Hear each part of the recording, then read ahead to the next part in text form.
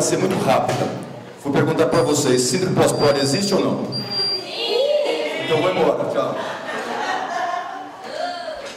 Então, primeiro um agradecimento especial ao Dr. Antônio Carlos Matias Couto, que é esse moço que fez as honras dessas atividades de hoje, presidente do Tribunal Regional Eleitoral de São Paulo.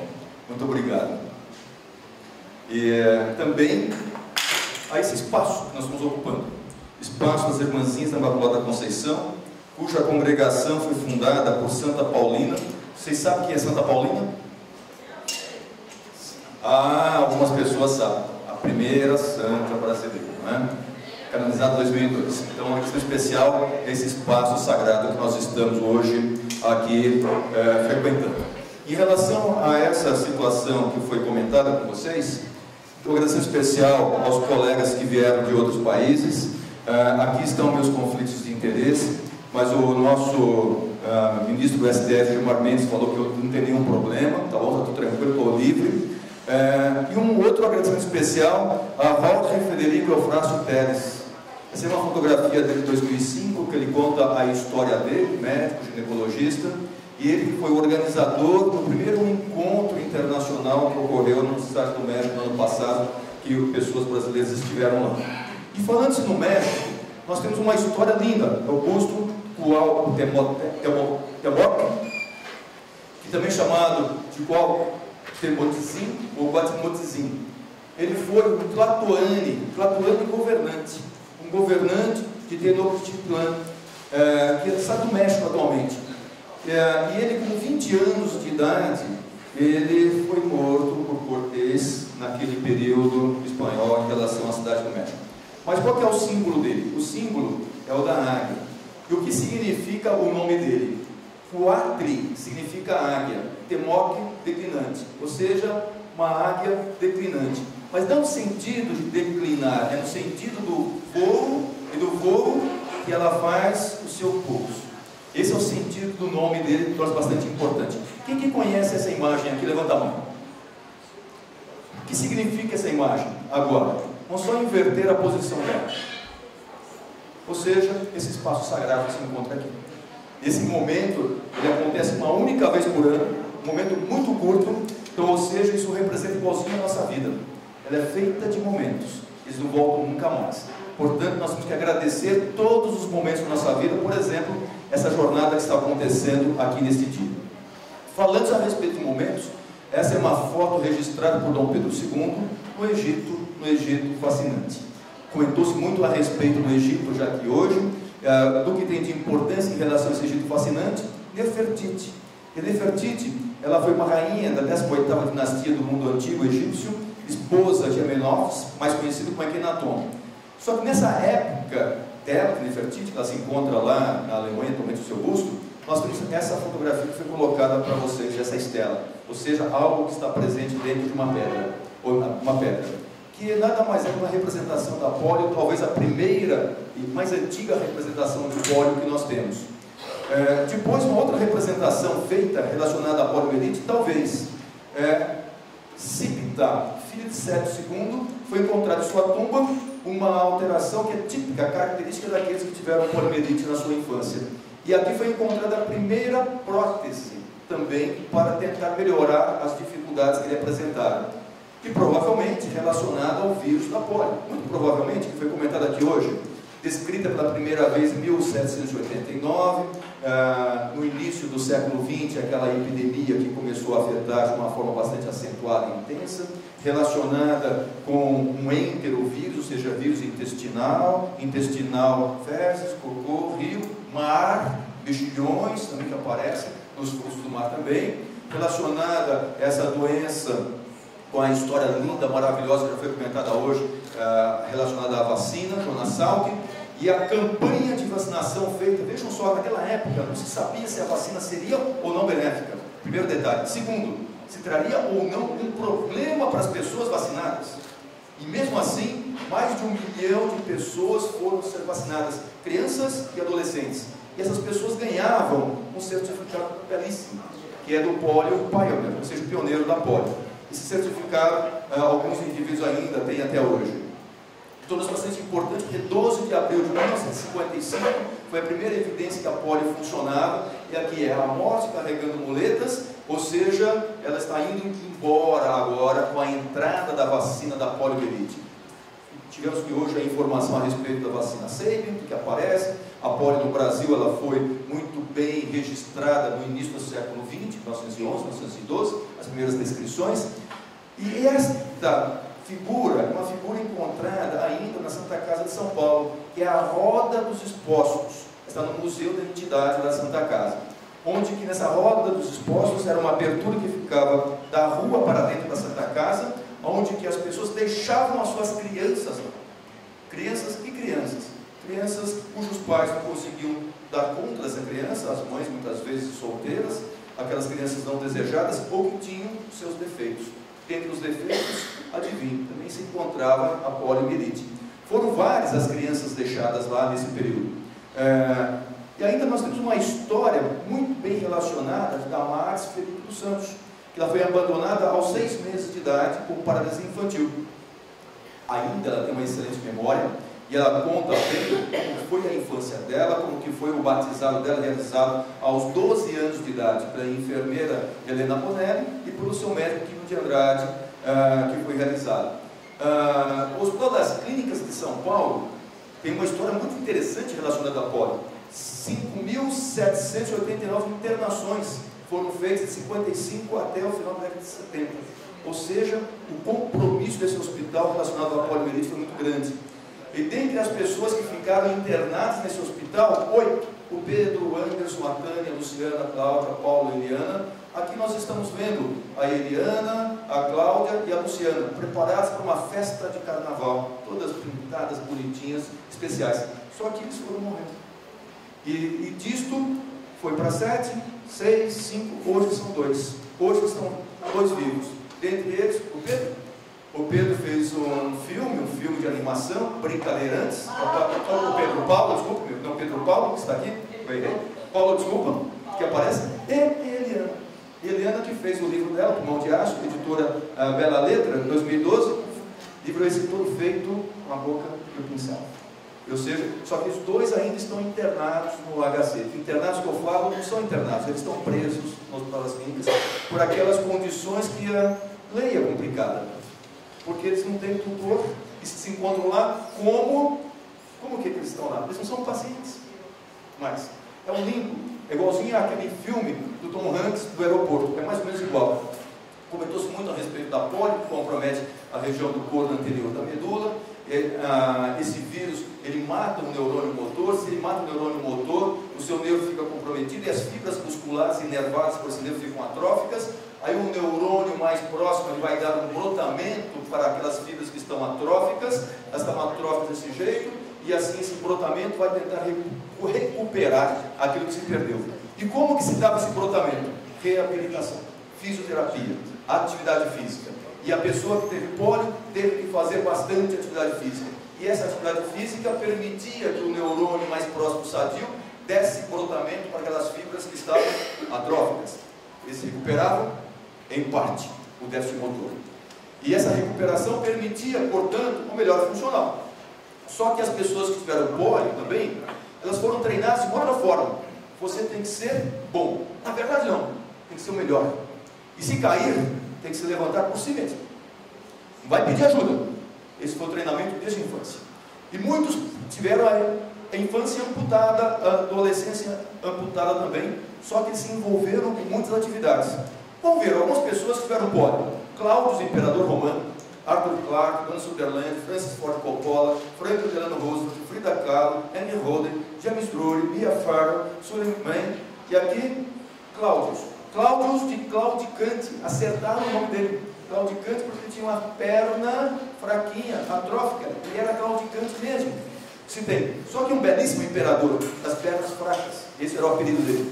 Dentre outras pessoas, Madalena Carmen Frida Kahlo, fantástica, maravilhosa, histórias lindas, registrada muito bem por Marco Orsini, nesse belo artigo publicado na Revista Brasileira de Neurologia, contando a arte como desafio à deficiência e à dor, com enfoque na poliomielite anterior aguda.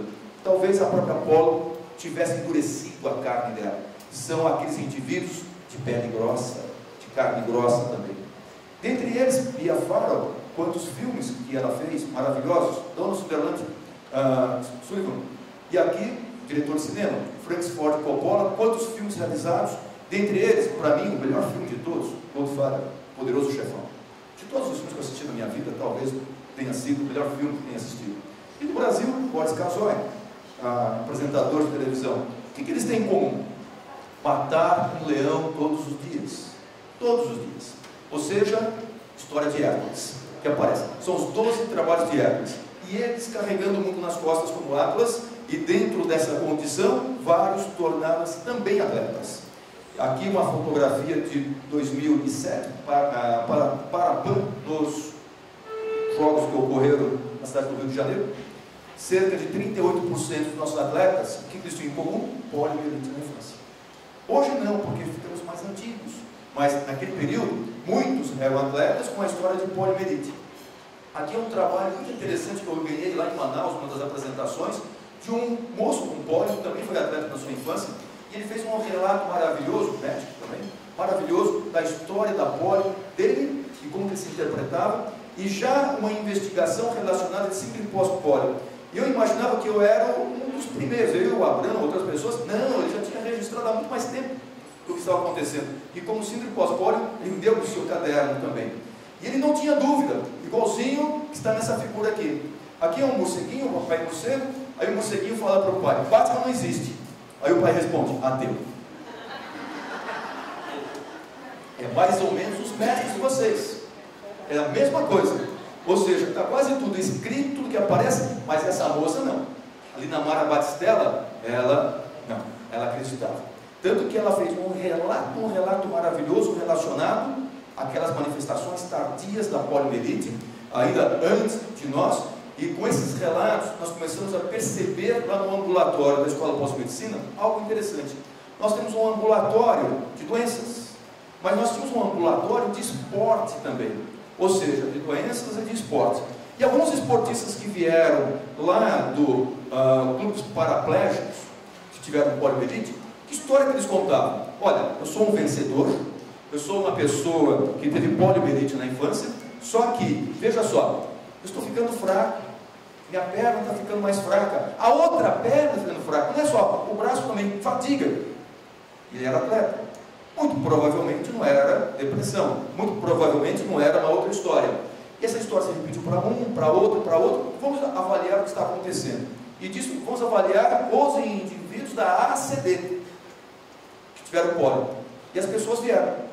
E assim foi feito um trabalho relacionado com essa condição e mostrou-se que realmente parecia que esses indivíduos que estavam fazendo muita atividade física, fazendo-a, talvez aquele brotinho do neurônio que brotou pela reabilitação intensa, eles estivessem entrando em fadiga.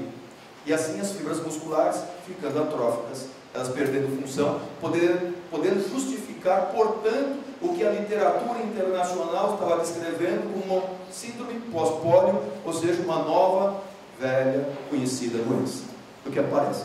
Ou seja, as pessoas que tiveram polio na infância, tiveram a sua sequela motora, ela veio estável até um certo ponto, e antes da terceira idade, ou seja, daquele período onde que a musculatura diminui mesmo, com essa sarcopenia, a pessoa começava a apresentar um decréscimo em sua função.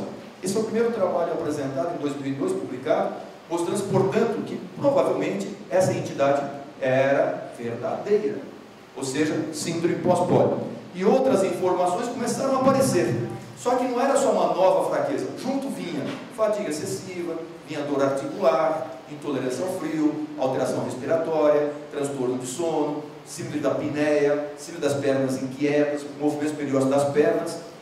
Quem foi ensinando? Os pacientes foram ensinando. Eles foram mostrando para nós o que estava acontecendo com eles. E também disfagia, engasgos. Trabalho do Abrão mostrando um detalhe muito interessante.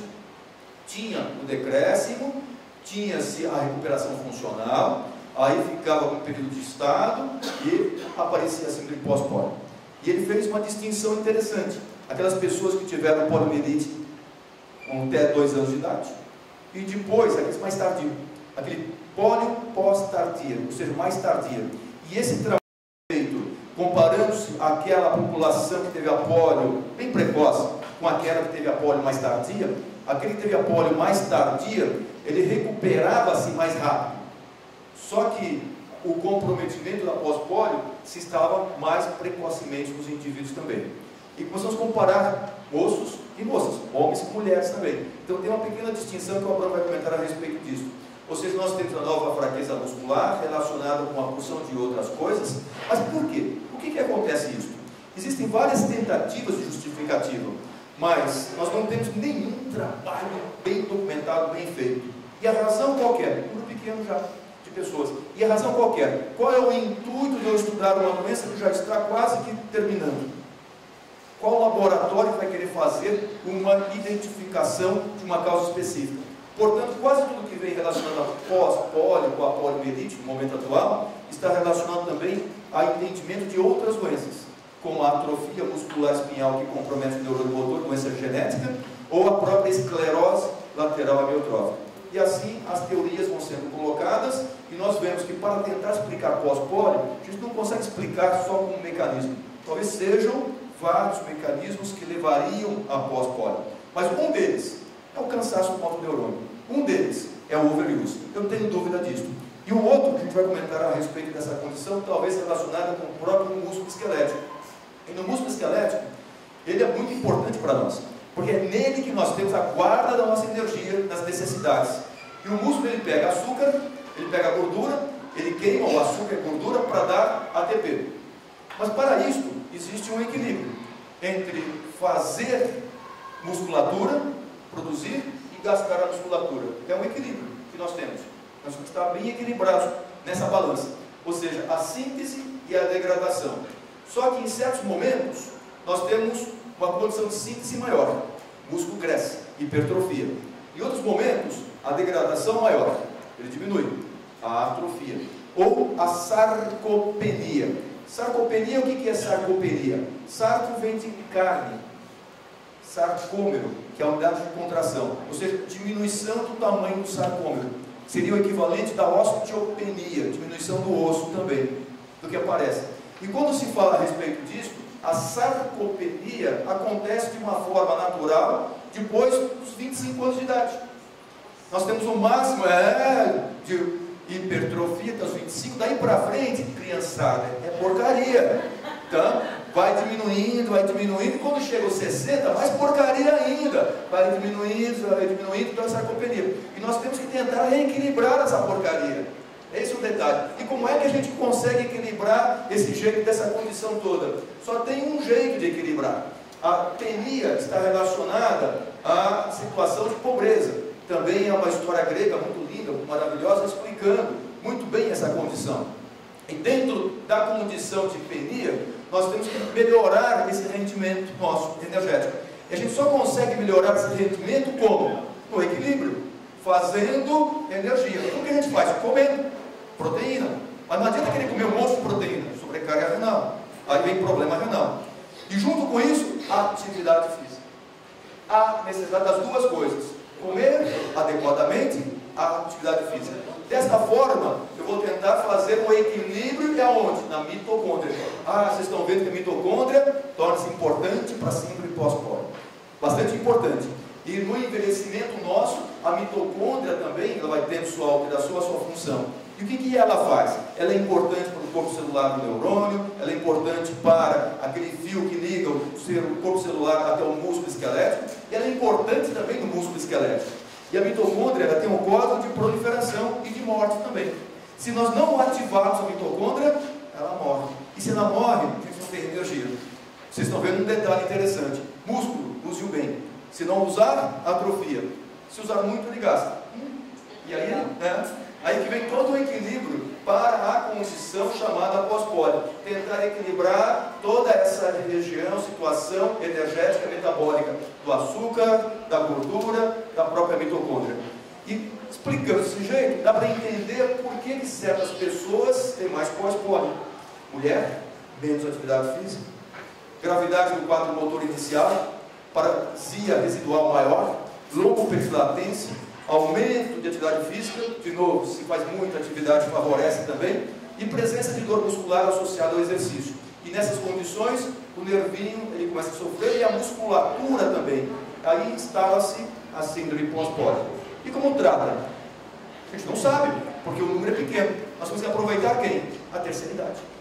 Novamente, entendeu-se a terceira idade, como tentar melhorar esse indivíduo, a gente consegue melhorar a pós-pólio. E nessa condição, é o tratamento. Tratamento de terapeuta. Terapeuta, olha só que interessante essa palavra. Significa o seguinte, terapon, atendente, servo de Deus, usado por Moisés. Essa palavra, cumprindo os deveres ordenados a ele por Deus. E que vem de teros, com o significado de aquecer. Tratamento, aquecimento.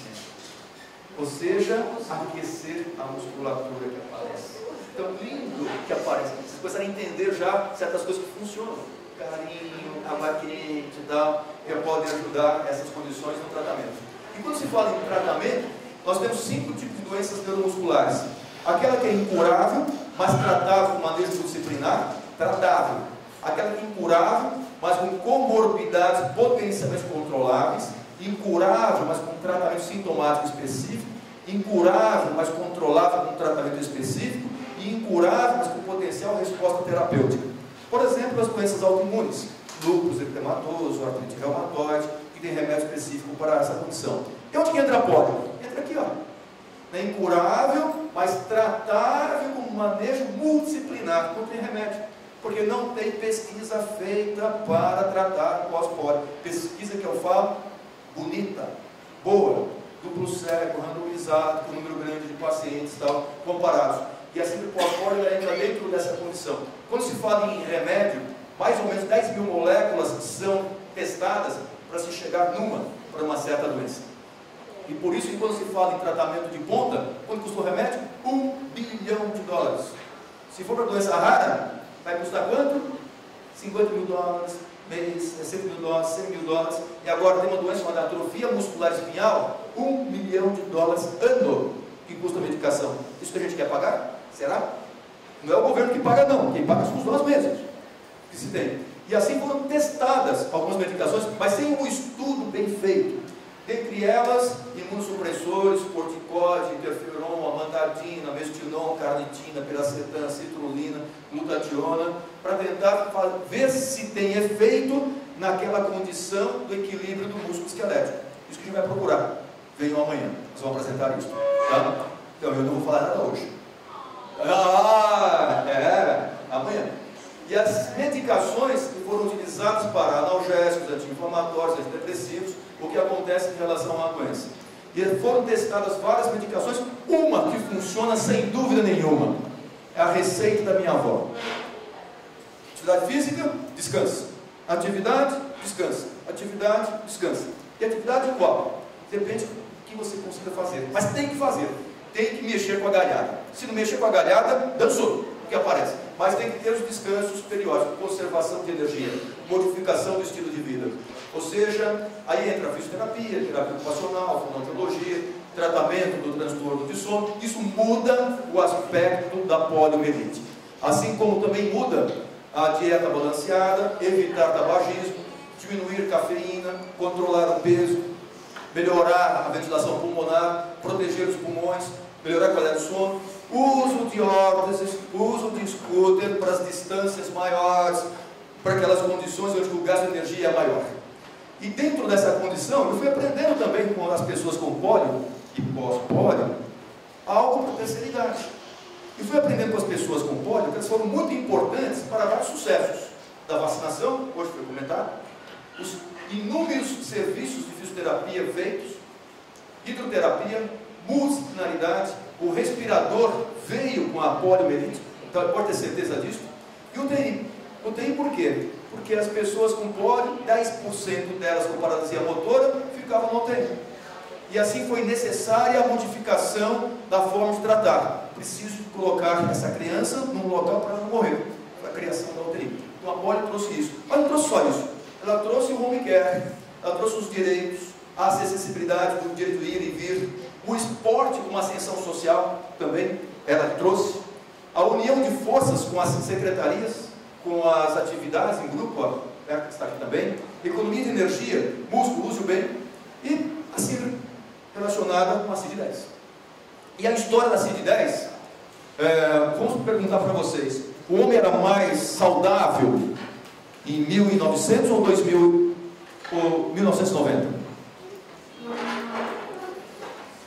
Vocês entenderam a pergunta? O homem ou a mulher, eles eram mais saudáveis em 1900 ou 2000?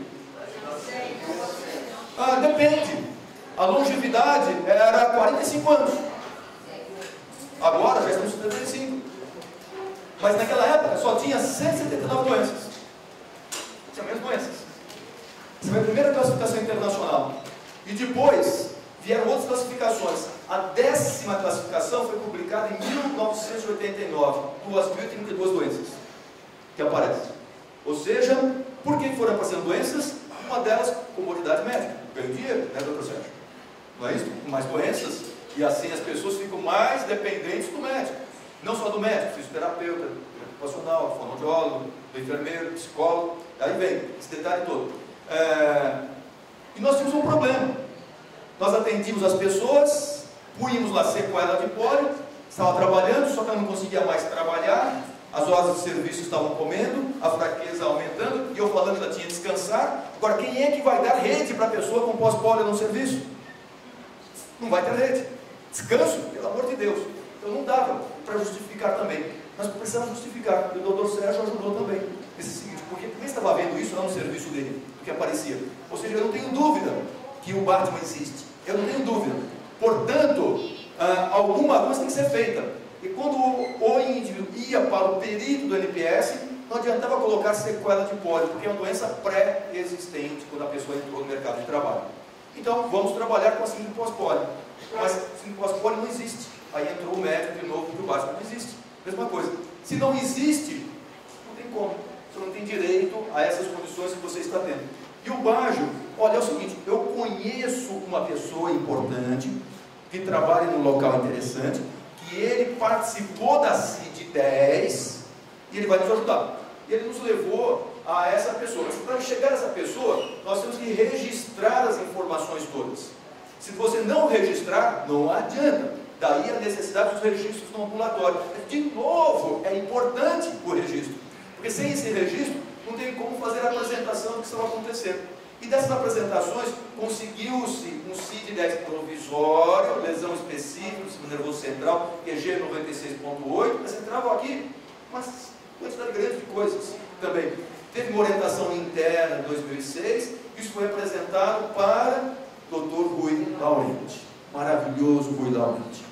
E ele escutou de uma forma atenta e intensa. Depois que ele escutou, eu acredito em vocês.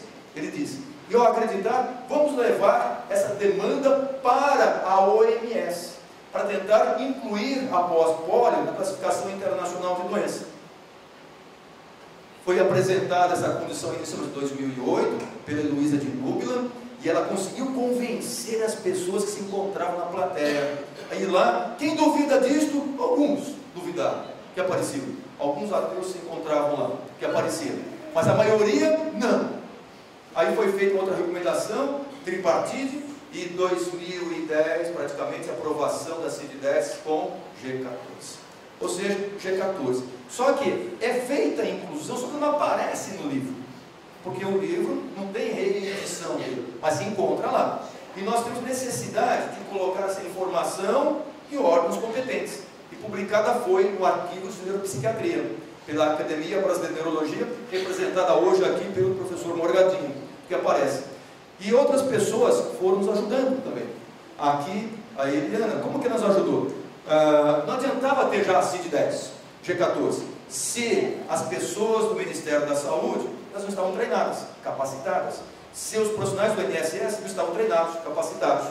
Foi feito um curso de capacitação, 1000 profissionais. E foram aparecendo publicações. Pós-pólio existe, pós-pólio existe, pós-pólio existe, e pós-pólio existe também. Esse é o último manual. Diretriz de atenção à reabilitação da pessoa com síndrome pós-pólio e comorbidades, que aparece.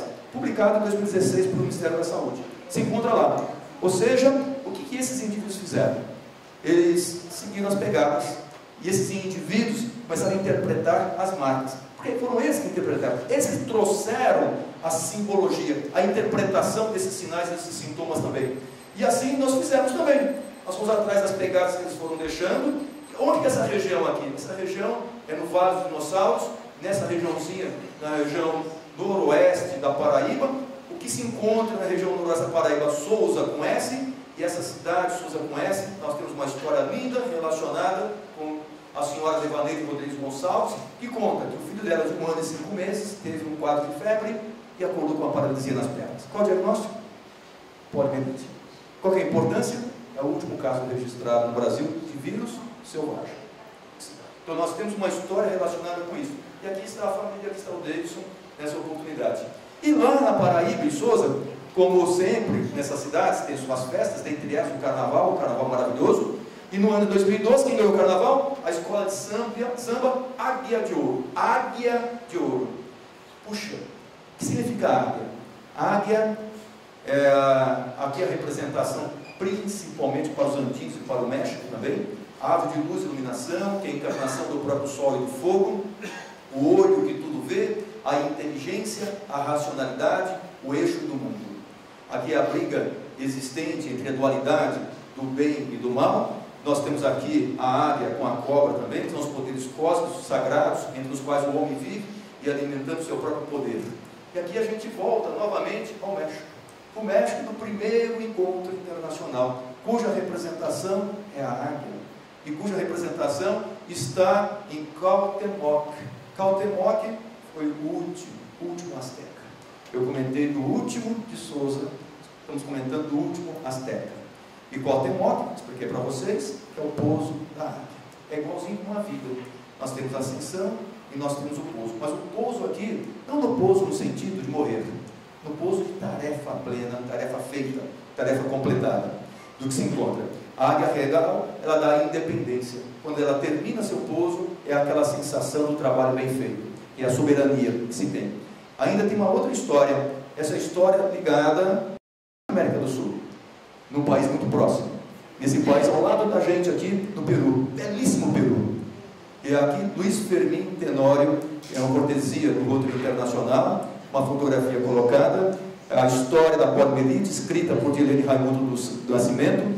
Nós estamos com a grande honra de estarmos aqui no Brasil com a presença desse que representa para nós o pouso da águia. Eu convido, por gentileza, vocês venham aqui na frente, por favor. Vem cá, vem cá. Todos dois. Buenas tardes. Muito gosto. Sua presença aqui em Brasil.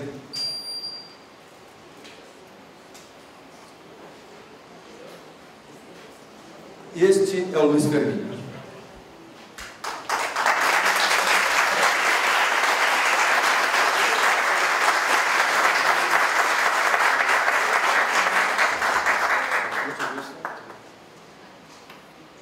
Luiz Fermín, você gostaria de falar algumas palavras para nós?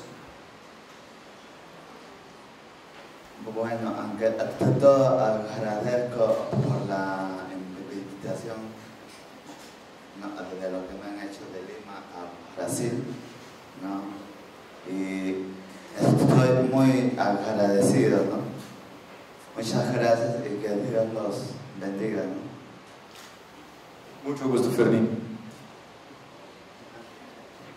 Bueno, sí, la verdad, Fermín muy emocionado, ha venido acá pues, a Sao Paulo, bueno, igual como yo también, ¿no?, por este gran día muy especial. Bueno, para mí es un honor, la verdad, acompañarles a todos en este día, ¿no?, que es pues este encuentro entre todos. No sabemos muy bien pues de este mal, ¿no?, que bueno, pues que Fermín, ¿no?, es el último caso en las Américas, ¿no? Y la verdad estoy muy contento, ¿no? Me ha dado el tiempo y para mí pues es algo, vuelvo a resaltar, algo muy importante e interesante. Y bueno, a todos ahí los presentes, ¿no? Bueno, que sea pues estos días algo muy especial para todos, ¿no? Así que un voto de aplauso para todos nosotros y para Fermín, que hoy día está con nosotros, y el Perú, ¿no? Bueno, para todos los amigos en Sudamérica. Un voto de aplauso para todos, ¿ya? Unos aplausos bien fuertes para todos nosotros y que vivan estos días, ¿no? Donde vamos a, bueno, pues a compartir todos los pormenores acerca del mal de la polio. Un fuerte otro aplauso voy a pedir, a ver, por favor, ustedes están grabando.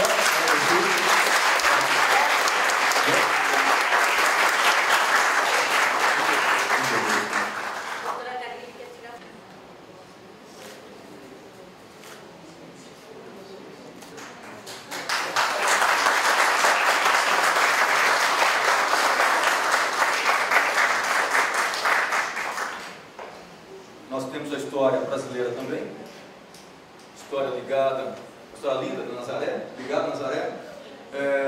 E este evento que está acontecendo é um evento que as pessoas que tiveram poliomielite, elas fizeram o evento inteirinho.